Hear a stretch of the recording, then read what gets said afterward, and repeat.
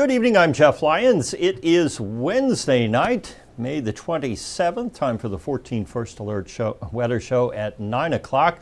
I'm watching your comments. We're actually on Facebook tonight, novel concept. We had trouble on the Facebook side of things getting out last night. And just a good reminder, if you don't see us at 9 o'clock on Facebook, try 14news.com and try the 14 News YouTube channel, because we simulcast on those, as well as the 14First Alert app. So there are other ways, even if Facebook doesn't want to play nice sometimes. What a day. We finally warmed up. We got above 80 degrees.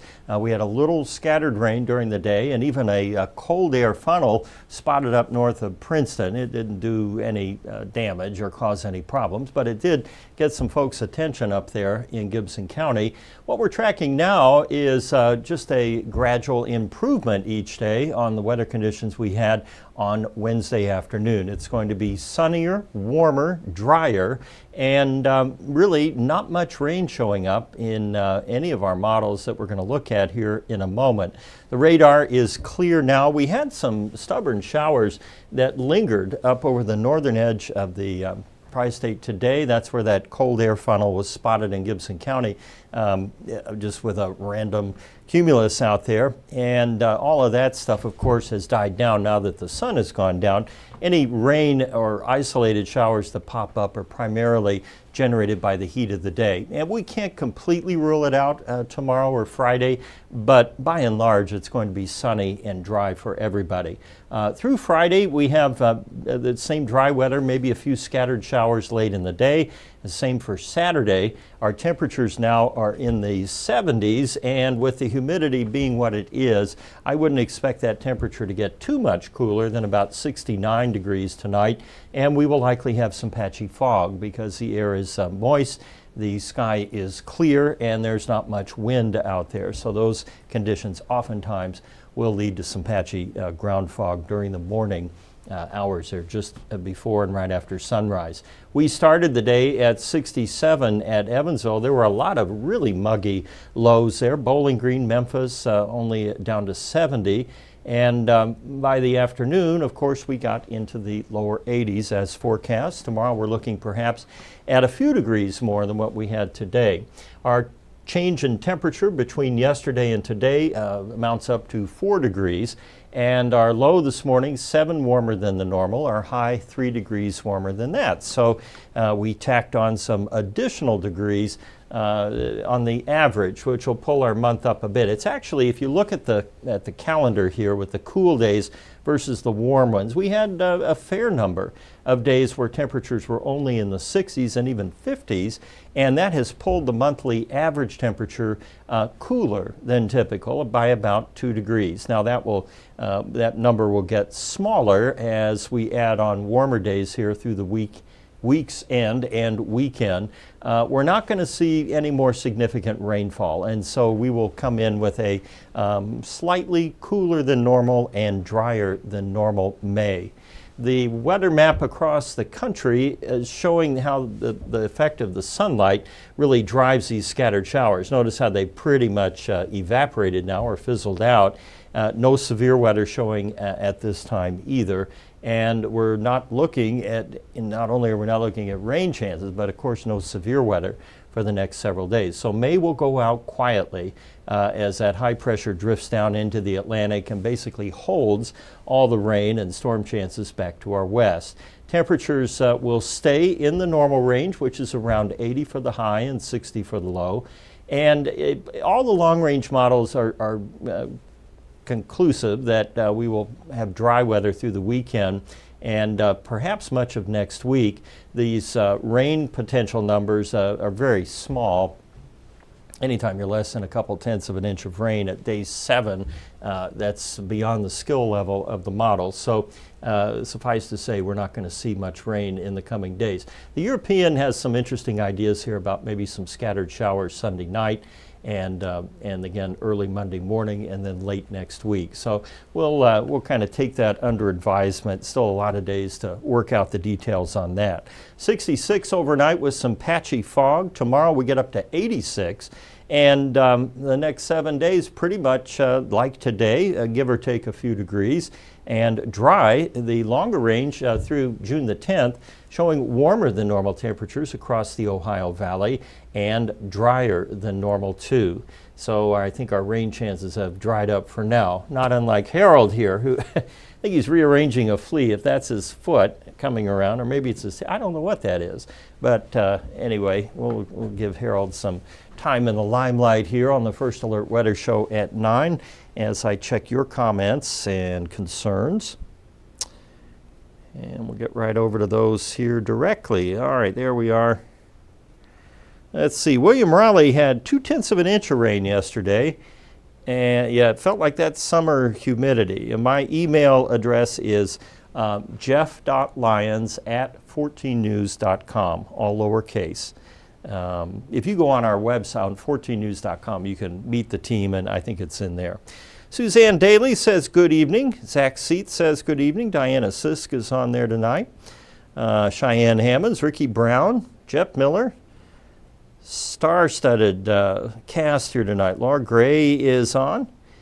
And Jessica Halsney also said Princeton had a few cold air funnels. Yeah, somebody sent me a picture. I should have dragged that into my show here tonight. It was a pretty impressive picture, but again, benign, as cold air funnels typically are. They don't have the upper air support. They're basically glorified dust devils, but they do originate in the cloud and come down, but they don't have any heft behind them. We don't have a lot of wind, shear, or dynamics to support tornadoes. You know, on this date, I did the day in weather history today on 14 News at 4, and in 2004, we had what I believe was the derecho. I'm trying to remember off the top of my head if that's what it was, and you might remember. It would have been near the Memorial Day weekend, and we had widespread 80-mile-per-hour wind gusts, and we had some localized wind gusts, these straight-line winds of 120 around Owensboro. Now, this was back in 2004, and $3 million worth of damage across the area. So you would think it would register a little more, but in some of those years where we had a lot of severe weather, they all kind of run together. But anyway, that was back in 2004.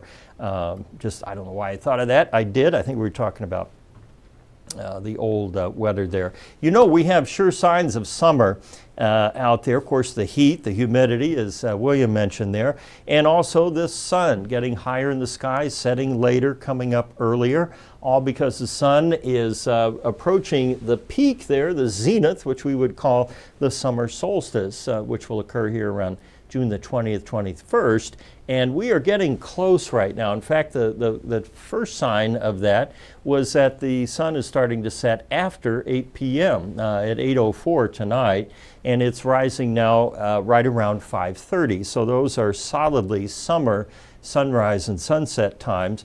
The season is based on the tilt of the Earth and the sine angle of the sun above it. Now, the higher in the sky the sun is, the more incoming solar radiation we get, and that's why it's hot in the summer.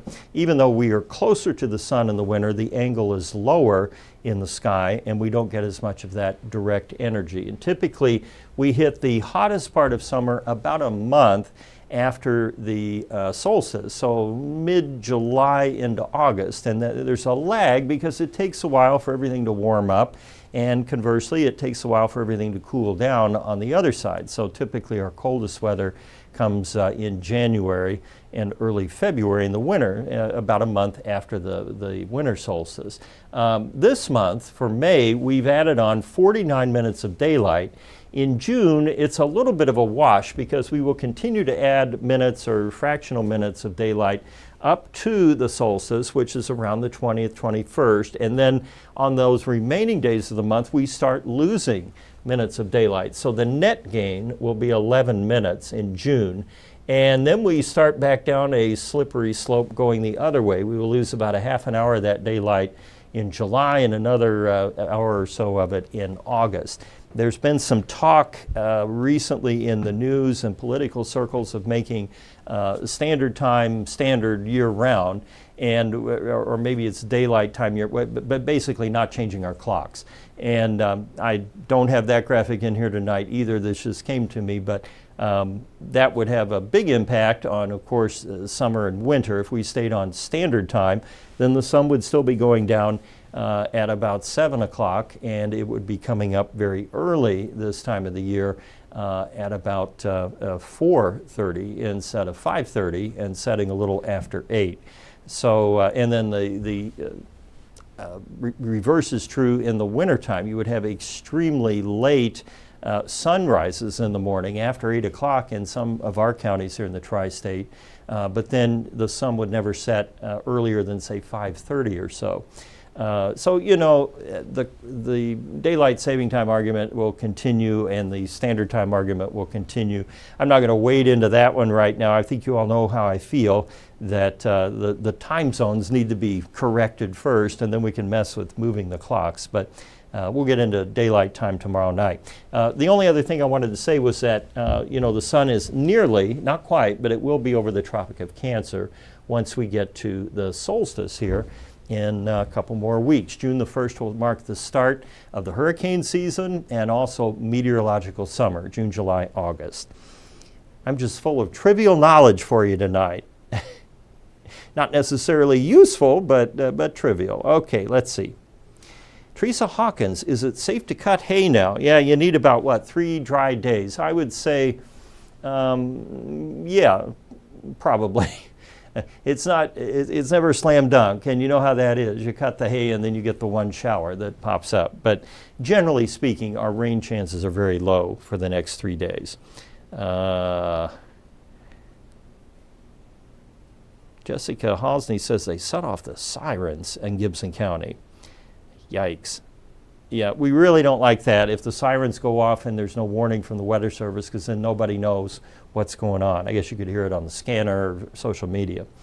Laura Gray thinks it's daylight saving time. Yeah, I think you're right too. People really like having the extra hour of daylight, but as I said, the problem is if you keep that going all the way through the winter, you're going to have some really, really late sunrises at the darkest of winter there. I think here in the tri-state, the latest sunrise was a little after 8 a.m. And in the winter, it's usually the latest is around 7:05 or 7, I think. So we'll drill into that tomorrow night. How about that? Stir up a hornet's nest. I don't think, it's not really a hornet's nest. You know, it's one of those things, and this is why I'm a big advocate of studying history and remembering and learning history.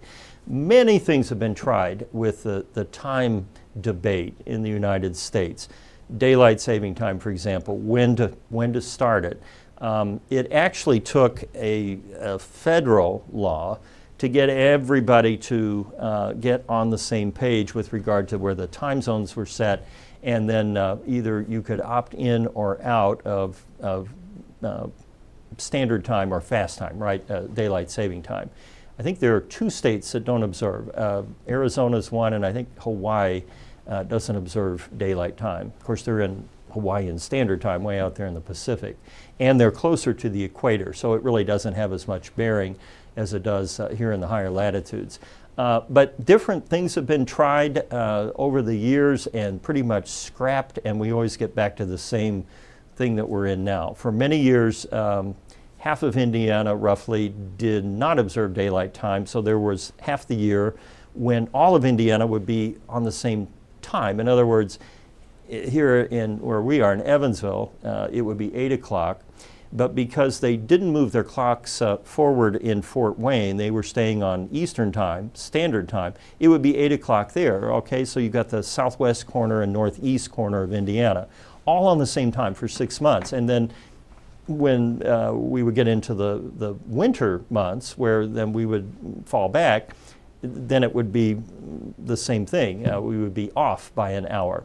So that was confusing. So at least now everybody in Indiana is observing daylight time, which is part of it. But really, in all honesty, all of Indiana should be observing Central Time, not Eastern. And that's where the confusion arises. Kentucky's a little different because it's long, right? The eastern half of Kentucky should be in the eastern time zone, and the western half should be in central. But the line would come straight down between, just straight down from Cincinnati. So you'd have Louisville on one time and potentially Frankfort and Lexington on another. So you see it gets complicated. All right, I'm way down a rabbit hole here. I didn't mean to do that to you. You don't tune in to hear me gripe. Camping type of weekend for me. Yes, I think so. I think you'll be good to camp. I was sitting out tonight. I did notice the mosquitoes or bugs are already back. You'd think they would, give us a break for at least a couple more weeks before they start buzzing around out there. But, what do they know? They're mosquitoes. All right, I will have a shaped up forecast for you on 14 News at 10. And then let's see, who's here tomorrow? It will be Michael Fecka in the morning, Arden at midday, and I'll be back during the evening. So thanks for watching. Stay safe. Have a good night.